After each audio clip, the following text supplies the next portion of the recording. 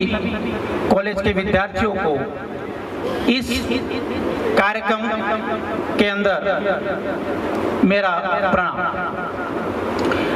आज बड़े गर्व और गौरवान्वित का दिन है कि आप लोगों की योजना से डॉक्टर प्रधान देवेंद्र जी, विकास जी, इन सभी ने मिलकर एक जो अभूतपूर्व आयोजन इस डूंगरपुर की भूमि पर किया है, इसके लिए मैं उनको नमन करता हूं। साथ ही मैं 2-3 लाइन ब्राह्मण क्या है उसके बारे में आपको बता रहा हूं कि ब्राह्मण का मतलब ही संस्कार है, ब्राह्मण का मतलब ही संस्कृति है और ब्राह्मण का मतलब ही धर्म है।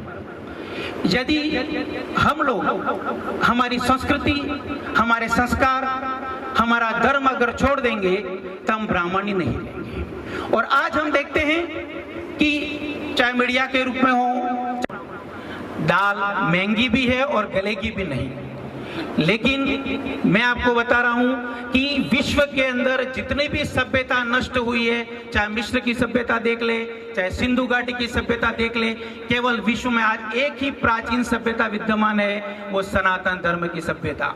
अगर सनातन धर्म की सभ्यता आज विद्यमान है, आज सनातन धर्म विद्यमान है, आज हिंदू विद्यमान है और आज राष्ट्र की एकता विद्यमान है, इसका कारण केवल ब्राह्मण है, इसके अलावा और कोई नहीं।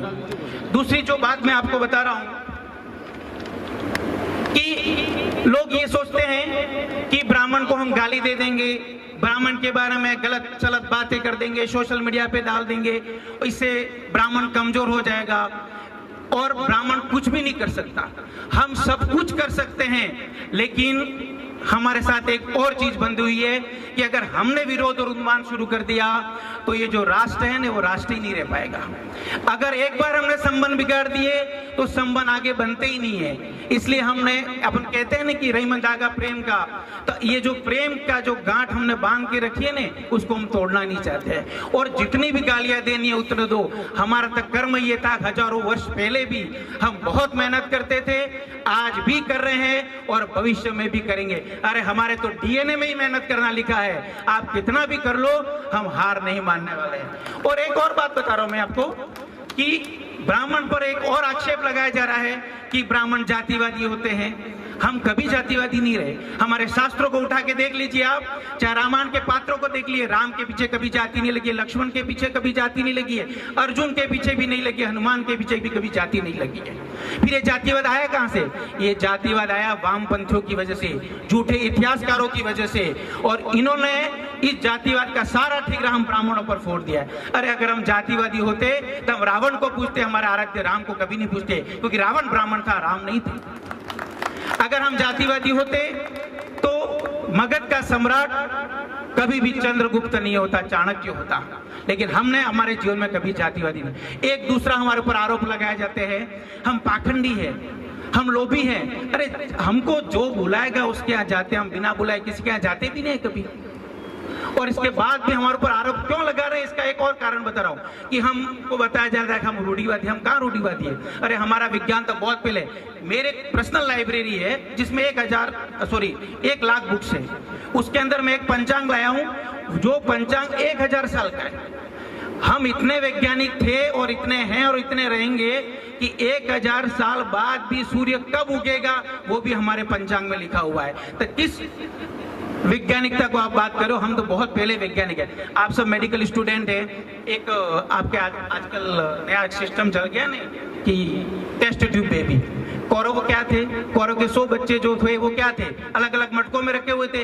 वो भी जिस प्रकार आपकी परखनेली शिशु था, वो भी उस मटकों में शिशु बने थे। उस समय भी हम वैज्ञानिक थे और आज भी हम वैज्ञानिक है। नासा का विस्तार कब हुआ? शायद मैं मानता हूँ 50-56 के आसपास, यानी कि 60-70 साल पहले। कितने ग्रह थे वो किसी को पता नहीं था, लेकिन हमारे पंचांगों को देखो, सारे ग्रह हमारे पंचांगों में पहले से मौजूद है। इसका मतलब हम पहले से क्या है? सक्षम है, वैज्ञानिक है। लेकिन और एक बात बता रहा हूं आपको कि एक और कुछ मन गढ़ंत कहानियां बताई जाती है। एकलव्य का नाम, मैं कभी फेसबुक पढ़ता हूं तो मुझे और अंदर जानकारी लेने की इच्छा भी होती है। एकलव्य का अंगूठा द्रोणाचार्य ने काट लिया। जब एकलव्य का इतिहास पढ़ेंगे आप तो पता पड़ जाएगा एकलव्य जो थे वो भगवान कृष्ण के चाचा के लड़के थे और उनको बाल्य अवस्था में ही राजा को सौंप दिया था। और एकलव्य का जब अंगूठा काटा गया था तब वो राजा के ही पुत्र थे और किसी के पुत्र नहीं थे। लेकिन इन वामपंथियों ने ऐसा नैरेटिव तैयार कर दिया गया कि हमारे ऊपर किसी न किसी प्रकार के टारगेट हमको करा जाएगा और इनको टारगेट किया तो राष्ट्र वैसे ही खत्म हो जाएगा। एक और आरोप लगाया जाता है हमारे ऊपर, ऐसे पढ़ते हैं कि कुएं में पानी नहीं पीने देना, ये देना, ऐसा कुछ भी था ही नहीं पहले। अगर हमारा कुआं था तो हम पानी नहीं भी पीने दे, आप अपना कुआं खोद लेते, किसने ना कहा। एक और ये कहते कि हम आलसी थे तो फिर हमारा कुआं खोदने कौन आया था?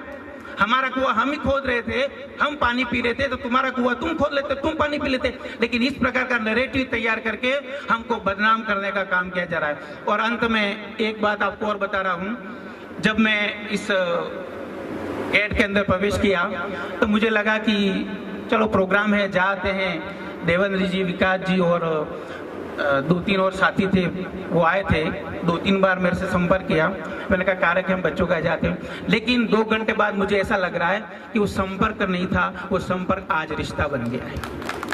और आज से आप और मेरा रिश्ता है, अब कोई संपर्क मत समझना।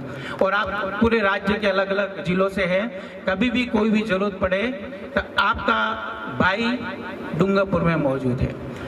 एक और अंतिम बात बता रहा हूं मैं कि संगठन के लिए जो मित्र काम कर रहे हैं, ब्राह्मण समाज के लिए आपको एक बात और बता रहा हूं मैं, अपने अधिकारियों के लिए लड़ो।